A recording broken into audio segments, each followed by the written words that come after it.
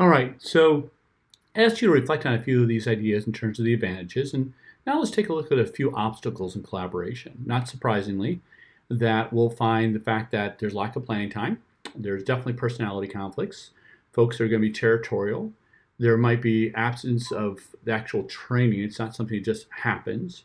And so a number of other elements, and I'd argue one of the first things is a planning time. It's going to be a necessary time, and we'll talk about that. There's also this feeling that, wait, I am a teacher. That's my role as a teacher. I know who I am as an individual. And now you're taking me out of that comfort zone.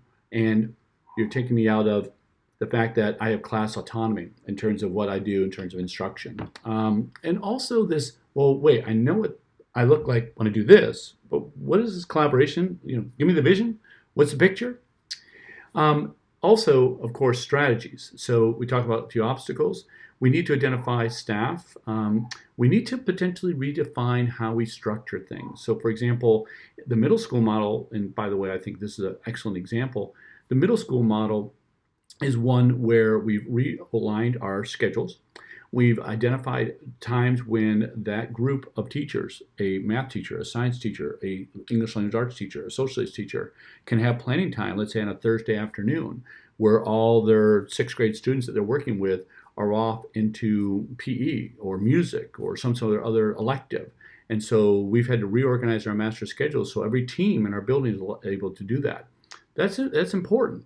Oftentimes, this permanent substitute is not the way we go. Instead, we reorganize our master schedules to say this will be planning time, this will be how we do the planning time, and we'll have to do it during the day, especially with contracts that don't allow for that before school or after school type of interaction. We don't support it economically.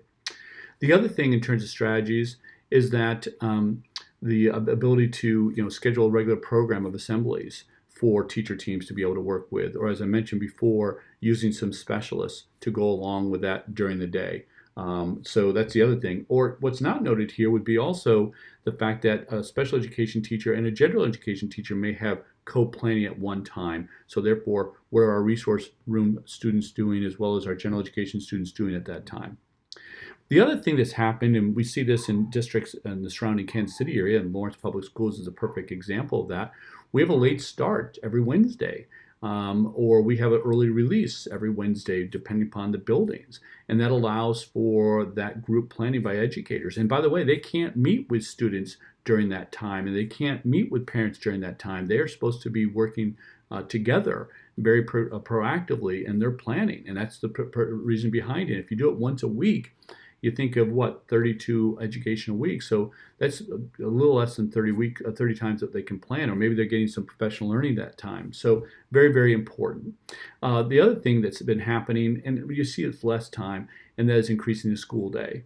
What you might find, though, is where they set aside a faculty time, or potentially they lengthen the school year for the staff, so the staff contract year is larger or longer, or they may have like an extra Friday going on every so often, and so no students, but the faculty are there and engaged and interacting. That's becoming harder and harder because of the parent pushback and the community pushback about the number of days that education takes place when the child is with the teacher, not when the teacher is planning. At least that seems to be the mantra. Whether or not that's true, that seems to be the mantra.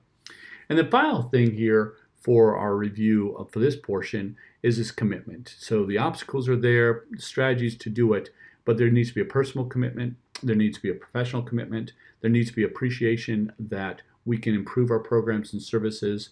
There needs to be a commitment to our communication skills. It's so important to be able to communicate. And we need to remember the process is it's voluntary. We have these shared responsibilities and outcomes. We have mutual goals in terms of where we're trying to get to, and of course the outcomes that should be related to those goals. And there's equality when we sit down together. So we're going to get into one last one after this one. No reflection this time. Actually, there's a bit of a reflection.